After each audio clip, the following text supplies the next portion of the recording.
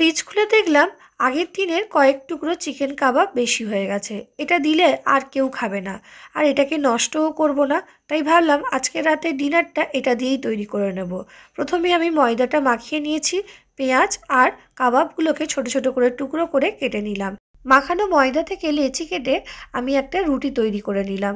রুটিটা তাওয়াতে দিয়ে আমি ভালোভাবে সেঁকে নেব। রুটিটা কিন্তু তেল দিয়ে ভাজবো না, ওই তাওয়াতে আবার একটু রিফাইন অয়েল অ্যাড করে আমি এর মধ্যে পেঁয়াজ অ্যাড করলাম। পেঁয়াজটা ভাজা ভাজা হয়ে গেলে টুকরো করে রাখা কাবাবটা অ্যাড করে দেবো।